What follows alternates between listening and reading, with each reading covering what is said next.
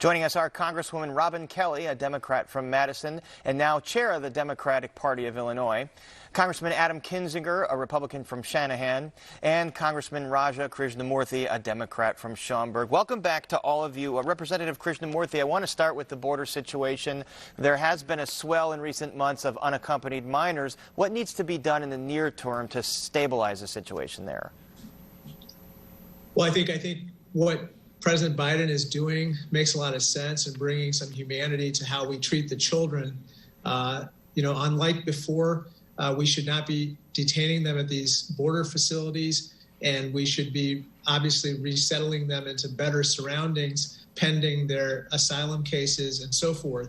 Long term, we have to go to the root of the problem, Paris. There's incredible violence, economic deprivation, and COVID that's coursing through their home countries. And even as we battle all of those issues on behalf of our own citizens, we have to partner with our southern neighbors to ultimately stem the tide. And this is happening while there is criticism from the left that there still are squalid conditions at some of these detention centers, and then criticism from the right that somehow more migrants want to come because of the Biden administration's policies. Congresswoman Kelly, right now the House is expected to take up two immigration bills. One that would offer pathway to citizenship for the Dreamers, the minors who came here with their parents, and then for undocumented farm workers. What are the prospects of those bills? Well, those bills are long overdue, and I think even before I came in, the group in the Senate that was bipartisan, there were 8 of them, they sent legislation over to the House that never really saw the light of day. And I think that there's many people, bipartisan, business, like you said, farmers, all kind of people that think that we need to progress and pass these bills that would be better for, better for the people, better for the economy, better for agriculture if we can get these bills passed. So I'm hoping that in a bipartisan, bicameral way that we can do this. And it would impact millions of undocumented residents here. Congressman Kinzinger, especially the DREAM Act, has seen bipartisan support in the past, although some of your Republican colleagues are saying, hold on, no action on these bills until the situation at the border is stabilized. What's your view of this legislation, and how would you vote on it? So I'm unfortunately not going to be able to vote this week. I have military starting tomorrow, but I'm supportive of it.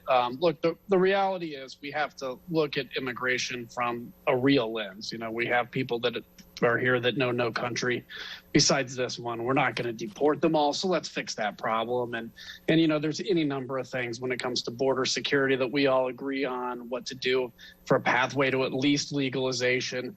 The problem is this debate has just become so toxic that everything is a big outrage now. And so I think what we need to do is, I would love to see if it was able to be done, Republicans and Democrats actually come to a solution that 80 to 90% of Americans agree on. It's my only concern with doing it piecemeal is we're not fixing the whole larger scale issue. But of course, anytime anything like that's in front of me that is the right thing to do, I would support it. So you're saying you would rather have a more sweeping immigration overhaul, but you would support these two piecemeal bills? Yeah, look, I think the way to actually fix the system is it's going to take everybody being willing to get a little bit and have to give a little bit. And right now there's so much mistrust, the right mistrust that there's ever going to be border security, the left mistrust that there's, ever going to be a pathway to legalization. And so we're in this standoff, and we use it as a weapon on both sides. I would love to see a broad, comprehensive reform done. I know it's been tried in the past, but it's always tanked by the loudest voices on the extremes. Congressman Krishnamoorthi, it would appear that at least these two bills, again, Dreamers and then a citizenship for or some kind of documented status for farm workers, would have support in the House. What's the prospects in the Senate? Do you think that this is the area where the filibuster would have to go away for it to pass? I don't know what the prospects are. As you mentioned, there would need to be 10 Republican senators to basically break the filibuster and bring this to passage. I'm an immigrant myself. I'm one of the few immigrants in Congress, naturalized citizens.